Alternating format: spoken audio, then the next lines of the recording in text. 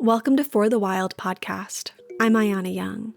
This week we are rebroadcasting our interview with Eriel Tchekwie Deranger, initially released in February of 2019. In this conversation, Ariel and I speak about Unist'ot'en Camp in so-called British Columbia. On February 6, 2020, the RCMP initiated the second invasion on Wet'suwet'en territory, making multiple arrests outside of the Unistoten Healing Center. Because of the severity of this issue, we are choosing to release this episode without musical breaks in order to get you as much information as possible. We hope that you continue to learn about the topic and use the links and resources that Ariel provides throughout the episode. To learn more about how you can lend your support directly to Wet'suwet'en, please visit Unist'ot'en.camp/supporter-toolkit-2020. Now on to the show. Ariel is the Executive Director and co-founder of Indigenous Climate Action, Canada's premier Indigenous-led climate justice organization. Ariel is a member of the Athabasca Chipewyan First Nation and has over a decade of experience working with water protectors and land defenders in the fight against fossil fuel development. Ariel is internationally recognized and has worked with a variety of groups ranging from the Indigenous Environmental Network, Sierra Club Canada, the Rainforest Action Network, and the UN International Indigenous Peoples Forum on Climate Change, to name a few. It feels really nice to have you on as a friend and a comrade, and so I just want to start off by saying I'm really happy to be talking to you. Thank you. Thanks for having me. I always love talking with you. So before we really begin to dive into the questions of this interview, I think it would be helpful to clarify just a few things about the Wet'suwet'en First Nation. So the Wet'suwet'en, and of course I may not be pronouncing it correctly, are located in the central interior of so-called British Columbia, and they're comprised of 5 clans. Within each of these clans are between 2 to 3 house groups. For example, the Unistoten are part of the Gil-Sehu clan. And currently, the Wet'suwet'en are facing the development of a pipeline on their unceded traditional territory. The pipeline is 415 miles long, and it's a liquefied natural gas pipeline that is to run from northeast BC to Kitimat's LNG Canada export terminal, which is owned by TransCanada, which is the same corporation who funded Keystone XL. The pipeline is a $40 billion project that is expected to be running by 2022. Now, in response to previous pipeline projects, the Wet'suwet'en established a checkpoint on their lands back in 2008, and in 2015, all the hereditary chiefs agreed that no pipelines were to be built on their unceded territory. However, in November of 2018, Coastal GasLink applied for an injunction. By December, the BC Supreme Court issued a temporary injunction prohibiting anyone from blocking the bridge and ordering the checkpoint to be dismantled immediately. Now, in response, Unist'ot'en Camp refused to remove their lawful checkpoint, and expecting the worst, the Gidumt'en established a second checkpoint. On January 7th, 2019, Royal Canadian Mounted Police officers armed with batons and assault rifles crossed the Gidumt'en checkpoint and arrested 14 people. On January 10th, the Wet'suwet'en hereditary chiefs met with RCMP officers and came to an agreement under the threat of continued state-sanctioned violence that they would comply with CGL's injunction. So now that we have that established, and please correct me if any of that is not up-to-date information, I wanted to now speak to, in the last 2 months, many media outlets have framed the Unist'ot'en Camp as a site of protest and resistance. Now, this portrayal confines the camp's existence solely in relationship to the Royal Canadian Mounted Police and TransCanada. So I'd love if you could begin by sharing the historical significance of the Unist'ot'en Camp in terms of reclamation and decolonization of community and connection to land. What is the significance of this place beyond just the blockade?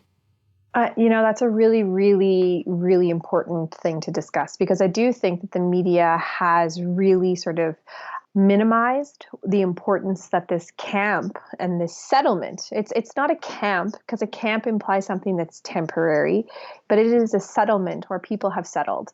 It is not just a settlement of a few individuals, but it's a settlement of a community that's in the process of revitalizing and restoring, the hereditary chief and clan house systems, in not just as individuals with recognition and distinction, but as a restoration of what it means to be a clan house leader. And that means being back in your lands and territories, building that relationship not just with your community, but building that relationship with land. And so some of the founders of the Unist'ot'en settlement in 2010. So there was the settlement really began in 2010. And in the summer of 2010, some of the people that had been really sort of speaking out and joining the fight against the Alberta tar sands. And at that time, the territory was threatened by the Enbridge Northern Gateway pipeline, which is now no longer a pipeline that's proposed. It's been taken away. The government has canceled that project. And that project was canceled largely in part from the participation of the folks in Unistoten, through the folks in the Yinka Dene Alliance, through the folks, Haida Gwaii, all the First Nations along the corridor in British Columbia and parts of Alberta. And so there's a long history of these people looking to defend this land and this territory and restore it under the rightful jurisdiction of the hereditary leadership of the communities in that region.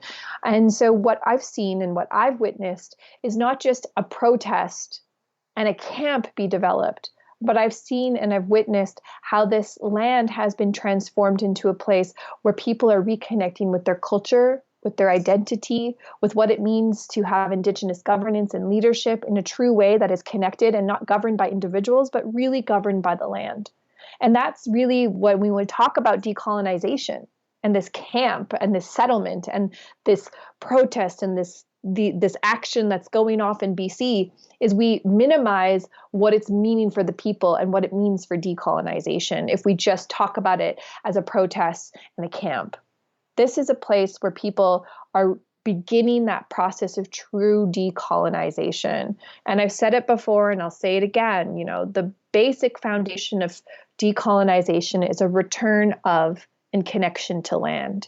And when we start there, we start to see how it builds upon the languages that connects us to those places, the culture that connects to those places, and the governance, what it means to be governed by that land and protected in relationship with that land. And that is what the hereditary and clan house leaders of the Wet'suwet'en have been doing in that territory for the last 10 years.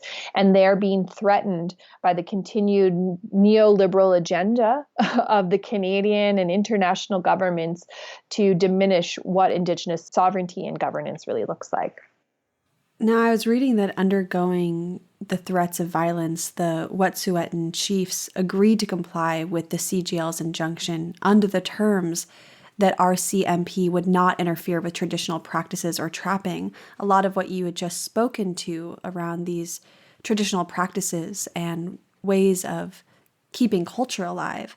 Yet in late January, the Wet'suwet'en Nation stated that the CGL was intentionally destroying trap lines and tents and throwing them in shipping containers, then informing members that they had 24 hours to collect their belongings before they were dumped. Additionally, the Wet'suwet'en Nation also says that CGL does not have a proper archaeological impact assessment. So I'm wondering if you could shed some light on these developments and if this is a sort of blatant disregard displayed during an interim injunction. What is it going to look like should full-scale construction begin? That's a really good point as well. I mean, first off, this is an interim injunction. A full injunction hasn't been granted. And this is a company that has been illegally granted a license to the land and territory in this region. And when I say illegal, it's very complex. And a lot of people are like, well, didn't chiefs sign agreements with CGL? And And yeah, they did. And so, but here's the issue. And I just want to like name this first, is that there were representatives of the Wet'suwet'en, Office of the Wet'suwet'en, which is funded and governed under a system that has been imposed in the region by the colonial government of Canada. And so there's an elected chief and council system that has been imposed to all First Nations across what is now known as Canada.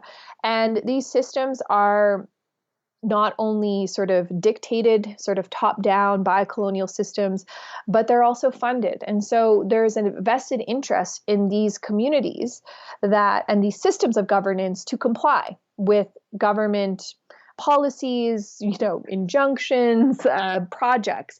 But the reality is the way that the system works in Canada is that the government gets to grant licenses for leases, for exploration, and for development of projects without consultation. So the first step of even just licensing for exploration is granted without consent with those nations.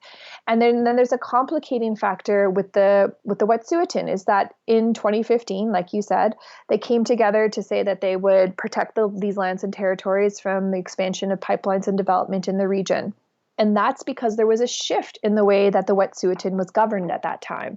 At that time, in this sort of post-Truth and Reconciliation era in the country, we saw the reemergence and resurgence of hereditary chieftain recognition across the country, particularly in places like British Columbia, but not solely in British Columbia, or what is now known as British Columbia.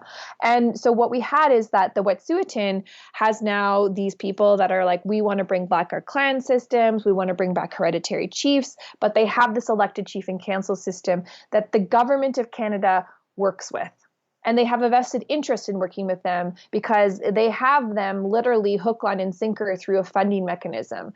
Hereditary chief systems and the resurgence of clan houses do not have that same connection. They are not beholden to, the administrative funding and dollars of the colonial government. And so when they make decisions, they're making those decisions based on the rule of the land and the rule of their people. And the government, in my opinion, probably take some real big concern with that, because they don't have those communities with the interests aren't with the colonial system. Their interests are with their lands and territories. Their interests are with the communities. And so in 2015, what we saw is not just this resurgence and reemergence, but in Wet'suwet'en, they created a board of directors that was comprised of the hereditary chiefs and clan house leaders of the Wet'suwet'en, became the board of directors for the elected systems of the Wet'suwet'en. And it's super complicated, but we have to recognize that there's a duality that's happening here. And the Canadian government constantly relies on that elected system to give those sanctions, including the agreement to remove the blockades so that they could come in. And that agreement that they came to in January was to really avoid violence. And I think there was a lot of people that were very concerned about violence. There were women, there were children, there were elders, there were people that did not want to experience violence, had never experienced such violence before, and they did what they thought was best. But the reality is that they need to ensure that the governance and the recognition of hereditary chief systems is included in our processes for determining what happens to our lands and territories. And that's actually upheld by a Canadian Supreme Court case called decolonize, which affirmed sovereignty to lands and territories in the region in 1997. So we have a history that recognizes hereditary chief systems, recognizes governance over our lands and territories, but instead what we're having is that the government is relying on antiquated systems that were imposed on Indigenous communities during the first wave colonization to really support a system that supports the interests of the colonial government and systems of white supremacy, and diminishes and devalues hereditary chief systems and traditional forms of governance. So when you see what's happening out there with these RCMP coming in and destroying, and not just the RCMP, but CGL and the RCMP coming in, destroying the blockades. At one point, the RCMP had taken over the Gidumt'en a checkpoint, and they were using their sort of house that they had built, their little cabin, to stay in as a checkpoint. They were burning the firewood that had been chopped by Indigenous people to keep themselves warm after they had confiscated that checkpoint, and then when they were done with it, they destroyed it. And that is really a very clear depiction of like how colonization is still happening to this day. They literally force us off our lands and territories, use our resources, take them, and then destroy what's left of our people, and really destroy, the remnants of what we had. And they'll be like, oh, you can have it back now. And I know this also all too well because I come from the Alberta tar sands, where we have seen the destruction and the diminishing and the contamination of our territory for 60 years in the region. And these governments are like, look, we'll put it back, we'll reclaim it once we're done, and you can have it back and it'll all be yours. But we've lost that time with it. We've lost our connections to it. They've destroyed it. They've changed those spaces that we developed such deep, intimate relationships and connections with. And I know those leaders that lived out at Unist'ot'en for so long, and they were changed by the land. The land changes you when you have that relationship with it. And I know you know that living out in the redwoods. Like, the land changes you. It changes how you relate to the world. It changes how you relate to yourself. And ultimately, it changes how your value systems become less about you as an individual and more about you as a community in relation to the land and the ecosystems and the planet. And that's the most frustrating thing for me, is that we're not just, relegating this land occupation, this settlement as a protest, but we are relegating and diminishing its importance in us addressing the largest crisis humanity has ever faced, which is the climate crisis. Right now, we need to be protecting these intact biodiverse regions. We need to be ensuring that our relationship is restored with the land in a real way so that we don't continue to build the pathways to our own demise. And instead, we're vilifying these communities. We are relegating these things to acts of protest against colonial systems rather than upholding these peoples as the leaders for what we need to do in order to restore not just our relationship with each other, but restoring our relationship with the land. I really appreciate you going through the complexities of present day colonization, because I think it's so important to realize that colonization isn't something that happened in the past.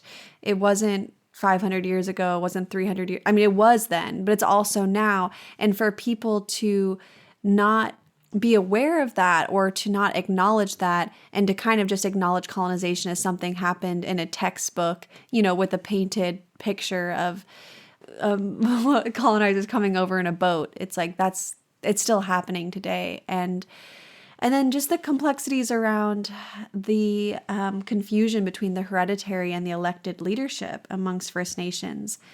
And it's so important to clarify that band councils are elected every 2 years, whereas hereditary chiefs are prepared for this role from a very young age and remain the title holders and authority over unceded lands. While band councils were introduced in 1876 as a part of an assimilation policy, it's important to acknowledge that the Supreme Court of Canada recognized the hereditary system in 1997. You already kind of spoke to this, but if you could also maybe more in depth speak to how this confusion, or maybe how is this confusion a strategy used both by industry and colonial government to feign the appearance of consent when it comes to development and extraction? Does Canada's federal government rely upon the division between hereditary and elected leaders as a tool to aid in the ongoing project of re-territorialization? I think like that you hit the nail on the head when you're like, these band council systems were a tool in the attempted assimilation of Indigenous peoples. And there's this real importance of the resurgence and the reemergence of hereditary leadership. But it's not just to this time in present history. We have seen hereditary leaderships, clan house leaders come to the surface during the During Kanesatake and Kahnawake in 1990, which is commonly known as the Oka crisis, which is such a terrible name for it, it was clan house leaders. It was the longhouse leaders that stepped up and said, nope, we're not going to take this. We're going to stand in the way. And there was a division in the community even back then. So this isn't a new issue in the country. And in that time, it's the same thing. The government relied and went to continually over and over and over again to that elected system. And they propped them up as the most rational because it is a system that they created. It is a system that they have a vested interest in, and not just a vested interest in, but a vested financial relationship with.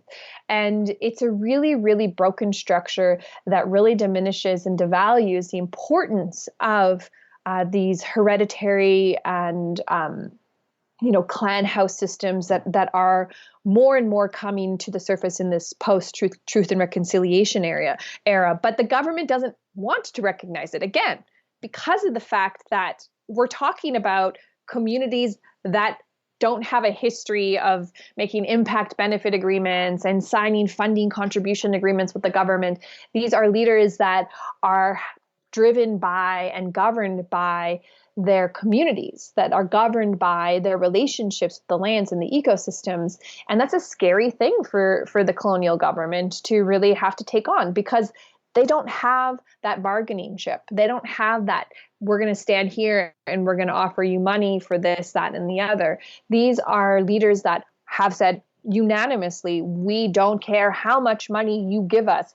We will never support these projects in our lands and territories. And when we're talking about colonial governments that are really driven on systems of wealth and capitalism and patriarchy and all of the systems, the isms that further serve to marginalize and oppress people of color and Indigenous folks, you start to see why it's so important that we invite and welcome new forms of governance. And so for me, one of the biggest things that I've been really thinking about and struggling when people are like, well, we can't have like all these different systems, and how are we going to know how to deal with this, and how are we going to know how to talk to, who do we talk to? They act like it's this impossible, never-ending thing that they'll never be able to figure out. But I really, really beg to differ on that one, because I do think we need more diversity. Not just in the biodiverse regions of the world. Climate Crisis has said, within the UNFCCC reports and the IPCC reports, that we need to conserve and protect biodiversity. We talk about biodiversity as being something critical to our survival, not just human survival, but all species survival. But we only think of biodiversity in a sense of like plants, flora, and fauna. But biodiversity also comes in the way that we act and move in the world. Pre-colonization of the Americas, I think about how many languages there were, how many different clans there were, how many different communities there were with their own sets of governance driven by their own lands and territories, driven by their own communities, and how beautiful it would have been to be in a place with so much rich diversity, not just in the land and the ecosystems, but in the people. We have to have biodiversity, and colonization and colonial structures are trying to homogenize humanity. We're trying to homogenize humanity on a foundation of white supremacy. And this assimilation is not just in Australia, they actually tried to breed out the Black folks. And in Canada, they tried to assimilate us through policies. And they're trying to erase our Indigenous heritage and erase the biodiversity of the peoples that we are across this great continent. And so for me, I think about how important it is for us to think about and respect and realize and recognize the necessity of the different types of governance that come in this country, and that there can't be one ultimate superpower. There can't be one, Justin Trudeau making all of the decisions for all of the lands and resources in this country. We have to have those that are connected to place to help us determine what's going to be the best pathway forward, not just for the communities in that place, but for all communities that exist on Turtle Island, that exist on Mother Earth. Wow, Ariel, that was such a beautifully spoken I feel very resonant with it, and I so deeply agree. Now, I want to start talking about some things that are not more disturbing than what we've been discussing, but disturbing in the intelligence gathering realms. So I was reading that in 2014 and 2015, the RCMP gathered intelligence on spying, basically on 313 First Nations activists.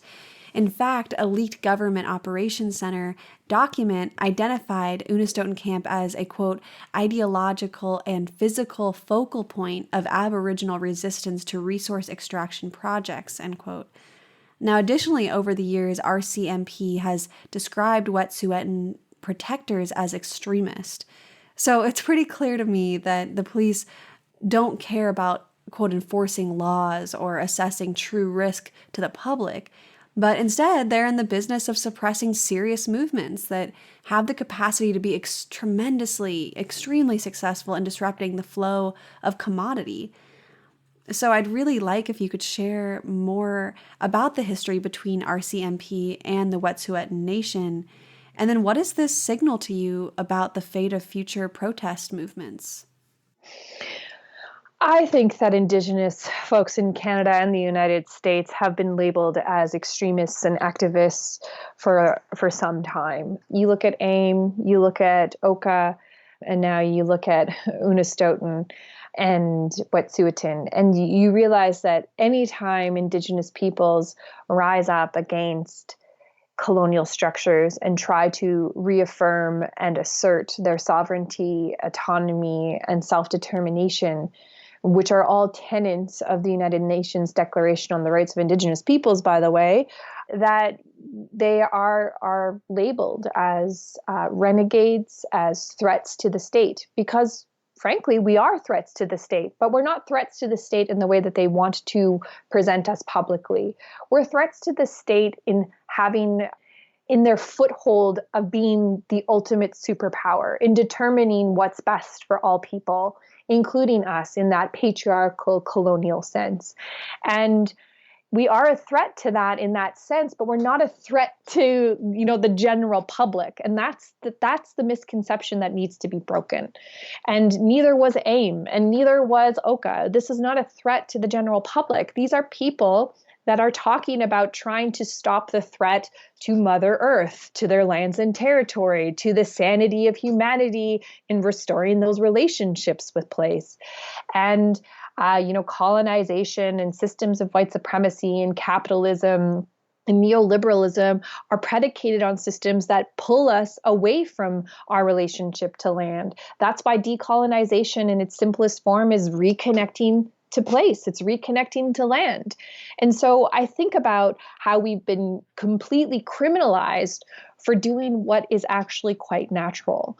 And that is a symptom of the sickness that is so pervasive in systems of colonization. And again, we can go back further in the history of the colonization of the Americas to when we were labeled as renegades and rebels. In Canada, we also have something called the Ariel Rebellion. And I don't know enough about American history, so I apologize. But in Canada, they call it the Ariel Rebellion. But I've been speaking with a lot of Métis folks, and they're like, it wasn't a rebellion. It was the Métis resistance. We were resisting the systems of colonial pressures and colonial oppression. And they labeled us all as rebels. Anytime Native folks and Indigenous folks rose up and fought back against the colonial governments and white folks died, they referred to it as massacres. But when it was white folks killing Indigenous folks, it was referred to as a battle. And it's much more distinguished rather than criminalized. And you can see it just in the nuances of the way English language, a colonial language, has made us these villains in the story, when in actuality, the villains that came here and literally killed millions of peoples across the America through germ warfare, through direct violence and the destruction of our food sources, the culling of the buffalo. We're talking about burning down food crops and all the crazy massive the massacres that occurred on this continent at the hands of colonial governments that have painted a history The history continues to paint us to this day as the villains. We are still painted as the villains in this country, and that's what's happening right now. We are not a threat to the Canadian public, but what we are a threat to is really opening up and putting a magnifying glass on the true history of these colonial governments and how it has detached not just Indigenous folks, but all people from what needs to be governing us, which is our relationships to land, our relationships to each other, our interspecies relationships, and how we need to be moving forward in this world. And it would, put a huge wedge and put a big magnifying on the glass that our systems are fundamentally broken. That's what we're threatening. We're not threatening people. We're threatening systems that are actually a part of our demise on this planet here, our time here on planet Earth. Mm-hmm. A demise to everyone, including the people who are on top of the system. Exactly. It's the demise of everything. It's not, and I think the bravery to stand up and put one's life on the line for the land, but really for the survival of all species, including humans. It's really, I have so much deep respect. And I just think back to what you were saying about, well, when the colonizers won, it's a victory, it's a battle, it's, the narrative of what people are still very much taught. This isn't in the past that at some point in the past 100 years, people were taught the wrong history. No, this is still very alive and well, this false narrative that is written by the colonizers. And even, I was traveling with Jade Begay this summer through Alaska and British Columbia, talking to Indigenous elders and fisher folk, and we were going to these, a few, small museums, and just even reading I don't know what they're called, but those stands that you walk around and you see a totem pole and then you see this written placard. And even the placards in British Columbia, in Alaska, are such bullshit. I mean, the history that's still being taught to tourists. So these tourists are coming up and reading this just complete lies, just complete and utter lies. And I just think the threat that the government is trying to spin on Indigenous folks or other activists that are trying to protect all life, of course, it's just a tactic that we need to see through. And we also have to know that this surveilling of land and water protectors is, of course, it's just as rampant in the so-called United States. For example, I was reading that the police in Minnesota have spent 1.5 years preparing for a standoff over Enbridge Line 3. They're using security firms and private intelligence. And the police have utilized informants, online monitoring, aerial surveillance, and eavesdropping to identify possible anti-pipeline camps and protectors. So I just want to speak even more about the strengthening of the relationship between the oil industry and local law enforcement. And how can we resist the coalescing of this national security apparatus and private interest?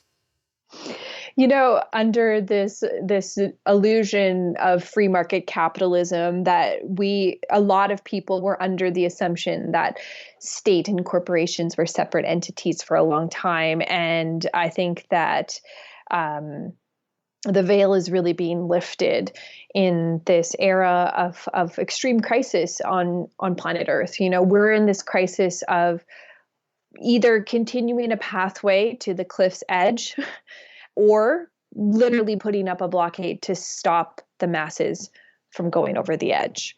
And it's Indigenous folks, it's our allies, it's those that have literally taken the blinders off and are seeing the world for what it is that are calling it out. And I'm not sure why we want to continue to perpetuate these systems of state and corporate interests. But I used to be a researcher for an organization called the Federation of Saskatchewan Indian Nations, now known as Federation of Sovereign Indian Nations in Saskatchewan.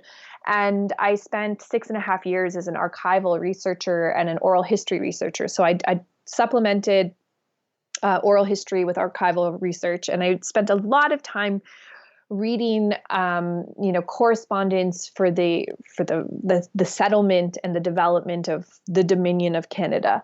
And I can tell you that corporate interests and colonial government interests have always been together. During the settlement of Canada, they wanted to create what is the Canadian Northern Railway and the railway system across the country, and that company, wrote and petitioned the Crown and the Indian agents to ensure that those pathways were left open and that Indigenous folks, our Indians, didn't receive land within those areas. And they actually requested a certain amount of distance be created from those development areas to ensure that they didn't deter other white settlers from settling in those regions. And those requests were granted. And then you look a little bit further in history and you look at when the agricultural belt of Saskatchewan and Manitoba and Alberta was being created.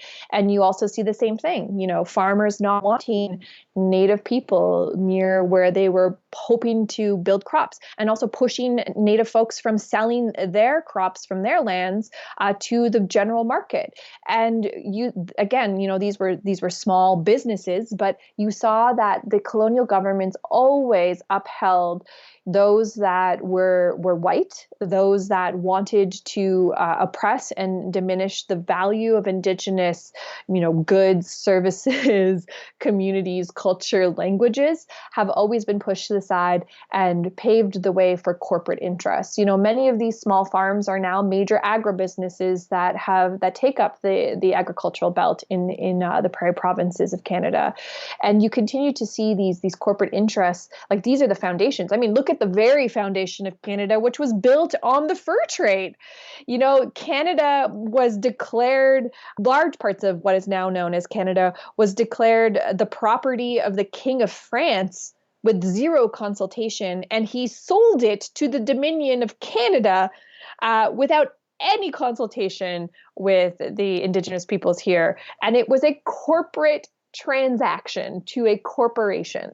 So the foundations of this country are really embedded in corporate interests. And now in modern day, what we're seeing is that we thought under, this idea of free market capitalism, the ability for the individual to grow, but it was only under the individuals of certain individuals, those with power, those with direct links and ties to those making decisions about the lands and governance under the colonial systems and laws, whether that's presidents in the United States or governors, or whether it's, provincial leaders or prime ministers in Canada.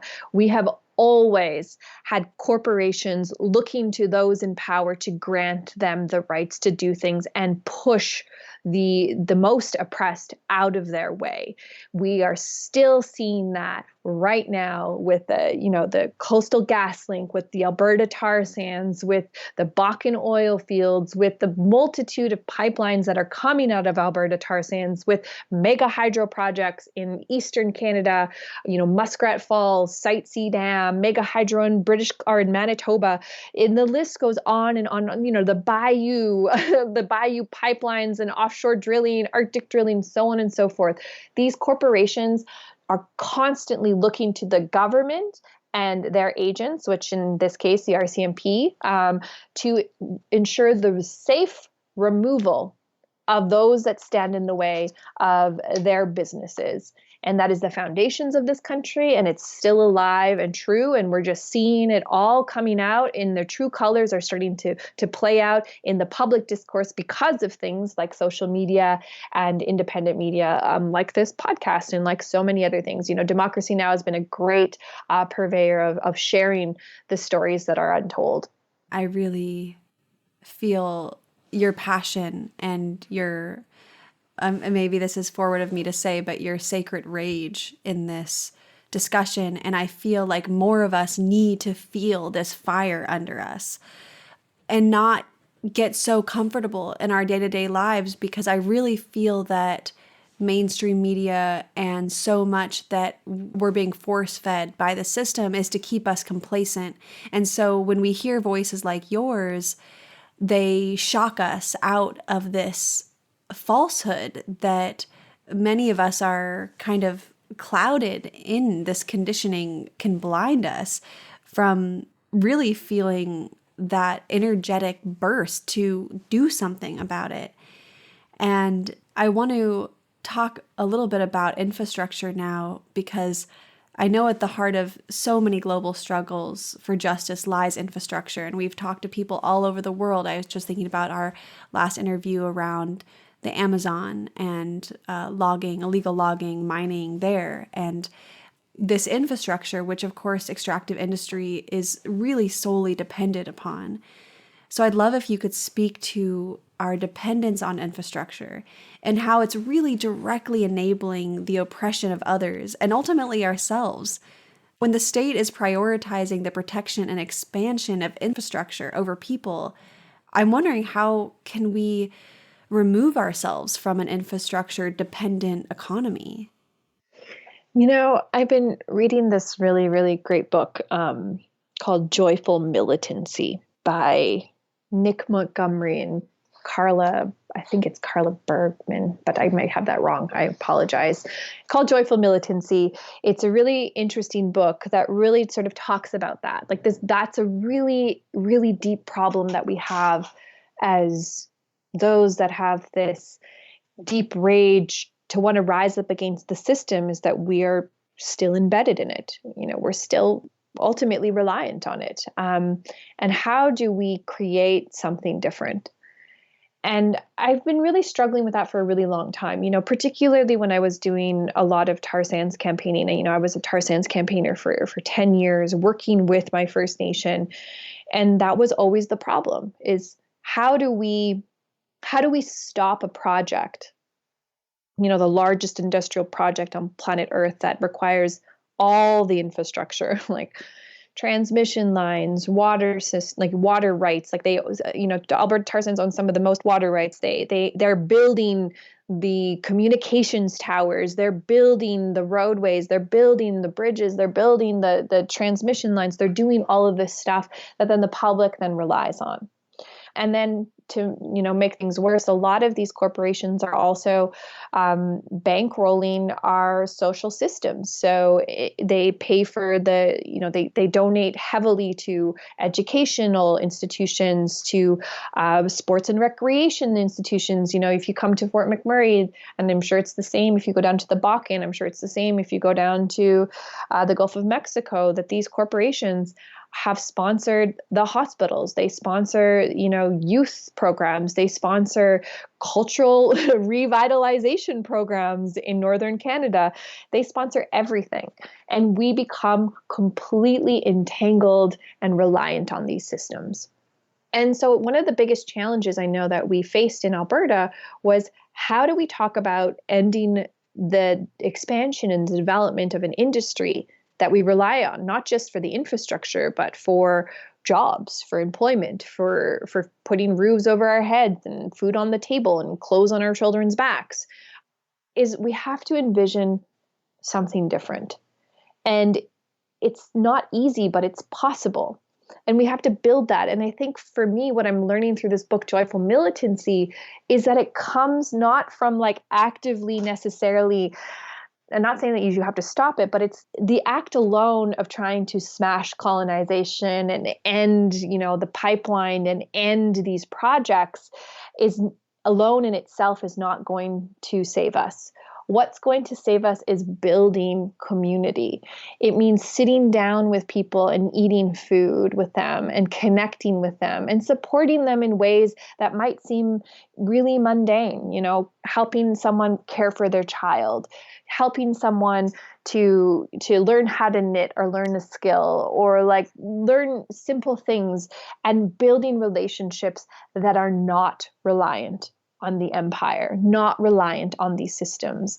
And let's go back full circle. Let's go back to Unistoten. That's what they were doing. They were building a community that was not reliant on the infrastructure, that was not reliant on the contribution funding agreements from the federal government. It was not relying on, the transmission lines of oil and gas companies. It was not reliant on those jobs. It was not reliant on anything but community. When they built their pit house, they built it with community. They built it with the trees on the land. They built it together. And then they sat and they ate so many meals together. They sat around the fires together, and they fostered a community that relied on each other rather than a structure that is so pervasive in pulling us apart and detaching that connection of community. And so, I go back to this book, is like, that's what we need to do. We need to be finding more spaces and carve out more places where we're fostering communities that are not reliant on empire, that are reliant on our community relations. I'm thinking about how the system sets us up to be disposable to each other. And what you're talking is reminding me that it's really the opposite of that. When we're building community, we do rely on one another for taking care of each other, for taking care of our families. But when we're in this capitalist colonial system, we can just, extract resources, make money to buy our way out of having community, of being actually reliable to one another, to being accountable to one another, and to create community that is opposing this type of lies of rugged individualism. That in itself is subversive in such a beautiful way, and I think really so much at the core of how we can move forward. And like you were saying, imagining a way out and removing ourselves from this, whether it's the infrastructure dependent economy, this capitalist resource extractive dependent economy. And of course we know that when we talk about resource extraction, it's not just oil or some type of fossil fuel in the ground. Resources are also humans. It's also our relationships with one another, is how this system even looks at those as resources to be squandered. So yeah, I think that's really important too, is that, again, when I talked about pre-colonization in the Americas, like, we had this biodiversity of communities that were all very unique in their languages, their cultures, their relationship with the lands, the foods that they ate. But there was huge routes of trade. There were huge, trade lines and, systems that were economy-based systems where there were routes of trade, but communities relied on each other. And, they relied on coming together at certain times of the year and trading their goods and sharing their stories and sharing their teachings and sharing the things they'd learned on the land. And those were essential. And it required face-to-face community time, sitting together, eating together, being together.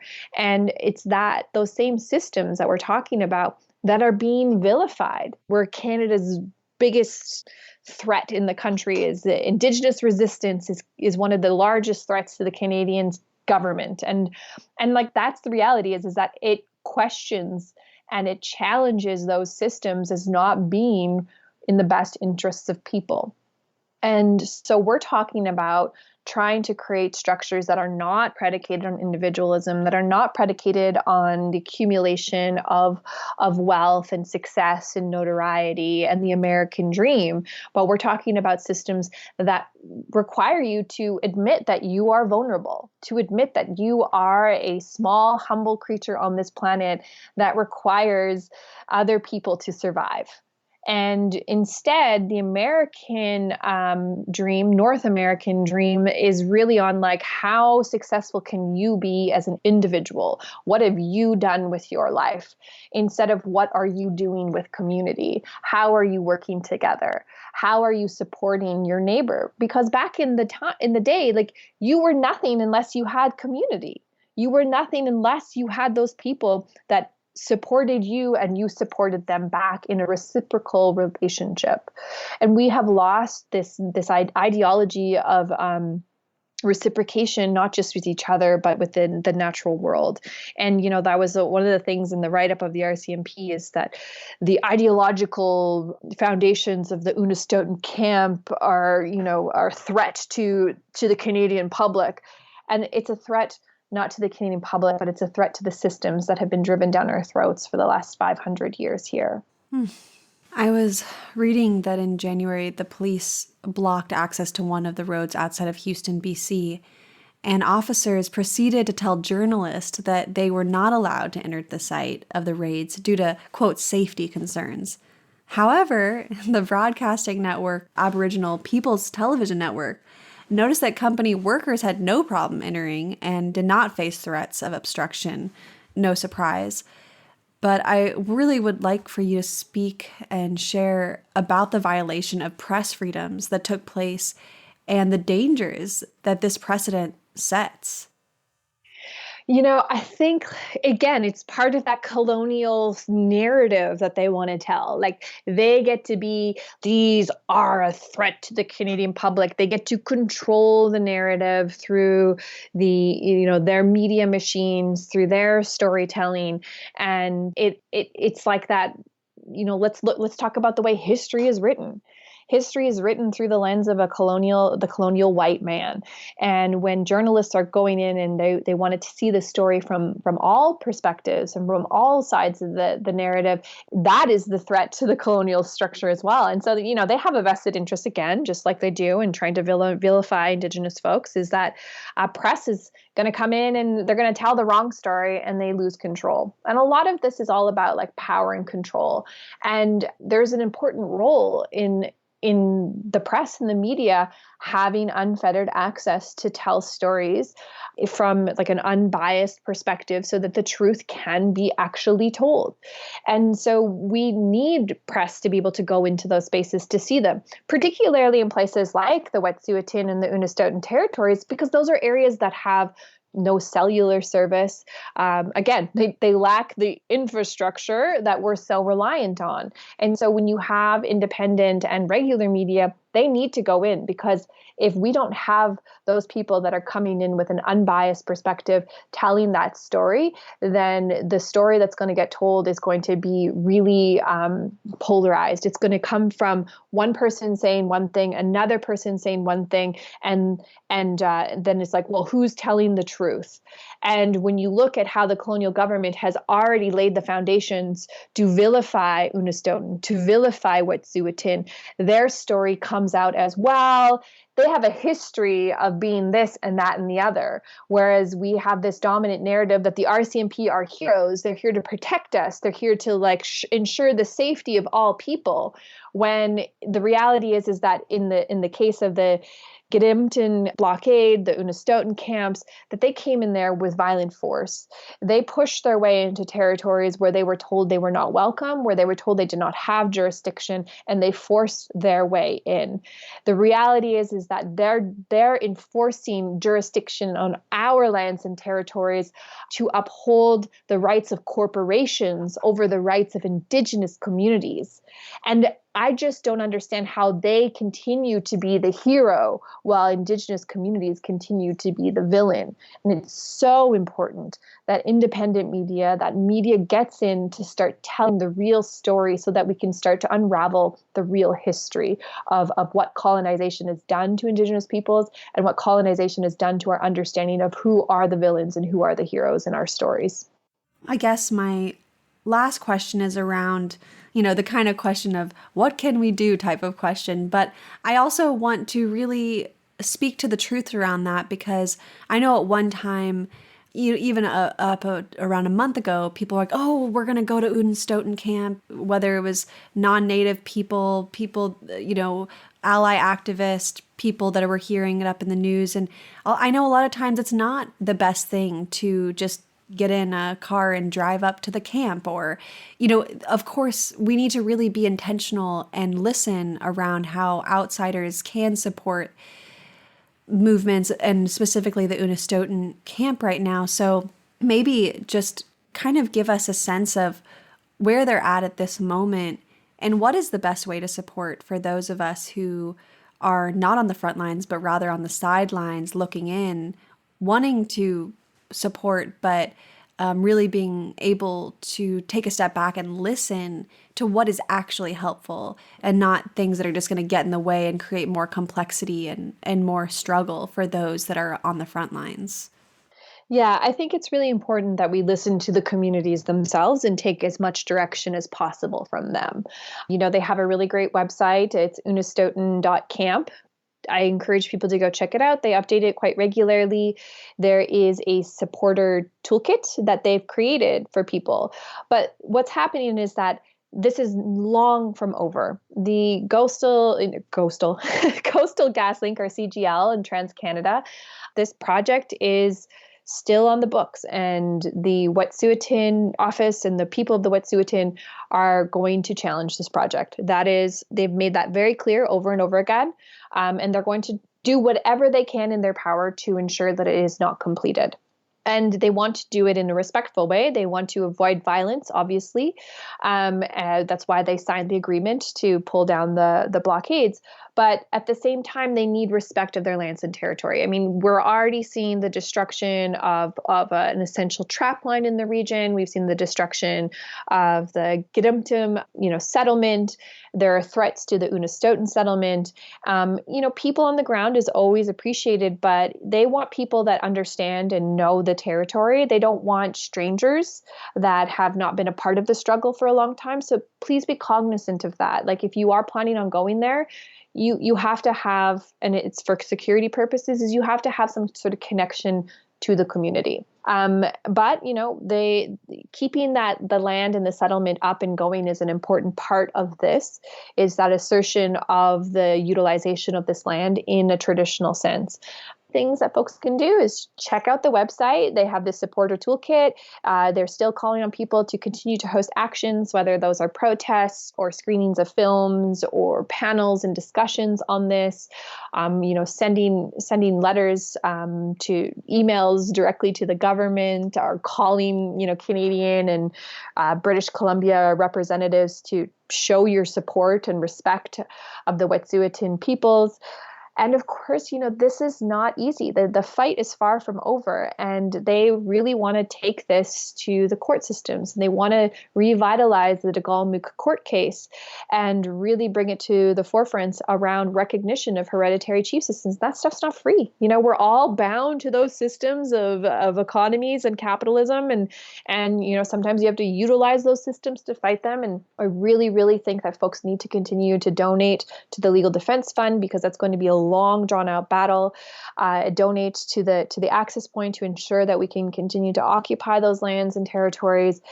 Sign a pledge. It's simple as that. And also I want to recognize that not everyone can go out there, not everyone can donate, not everyone can host an event because of all sorts of limitations. And I don't want people to feel as though they're not contributing to this cause.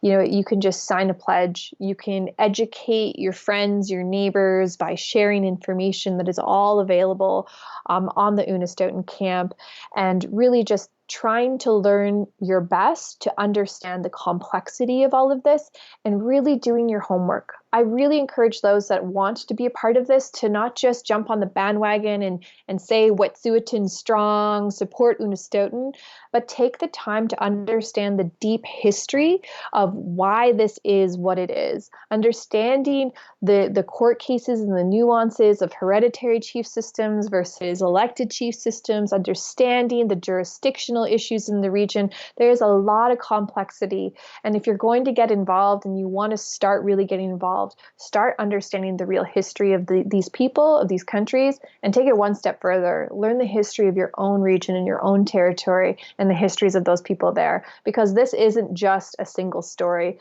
This is just a magnifying glass on a story that exists everywhere across Turtle Island and across the Americas. And you can learn more about our work, which supports these people, like folks like Wet'suwet'en, Tiny House Warriors, all the Indigenous communities that are really stepping up to be leaders in protecting lands and territory for the climate and for everyone. And of course, just check us out, indigenousclimateaction.com. We're across the country. And please do, if you're going to get involved in this, check out Unist'ot'en.camp. So that's Uniston TEN.camp, and take a moment to really learn about what's going on there.